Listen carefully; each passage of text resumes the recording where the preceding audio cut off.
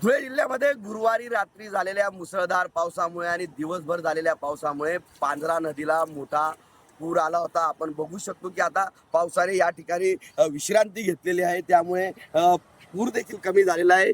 जिल्ह्यामध्ये काल तब्बल 137 मिलीमीटर पाऊस झाला आणि त्यामुळे संपूर्ण जिल्ह्यातील नदी नाले हे तुडुंब भरून वाहू लागले। अनेक जी काही जलसाठ्यांचे धरणं आहेत, ही धरणं देखील आता पूर्णपणे भरलेली आहेत। पांझरा नदीला काल रात्री जवळपास 47,000 क्युसेस पाणी सोडण्यात आलं होतं आणि त्यानंतर या पांझरा नदीला मोठा पूर आला होता। आपण जर बघितलं तर या ठिकाणी पांझरा नदी किनारे असलेले जे काही दोन बाजूचे रस्ते आहेत, हे रस्ते देखील रात्री पाण्याखाली गेले होते। मात्र रात्री पावसाने विश्रांती घेतल्यानंतर आता काहीसा पूर कमी झालेला आहे। जिल्ह्यामधील या पांझरा नदीतील जे काही 4 लहान मोठे पूल होते, हे पूल देखील प्रशासनाच्या वतीने बंद करण्यात आले होते। त्यानंतर मात्र आता रात्री पाऊस कमी झाल्यानंतर आता पूर देखील या ठिकाणी ओसरलेला आहे आणि त्यामुळे काहीसा दिलासा जिल्हावासियांना मिळालेला आहे। कारण रात्रभर आणि काल दिवसभर झालेल्या पावसामुळे जिल्ह्यामध्ये अनेक गावांच्या नद्यांना नाल्यांना पूर आले होते। अनेक ठिकाणी घरांमध्ये पाणी शिरलं होतं।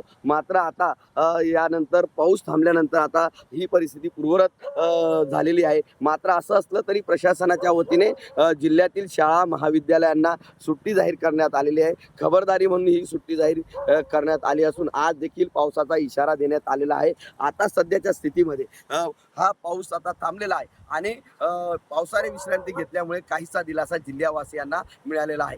मनीष मासोळे, TV9 मराठी, धुळे।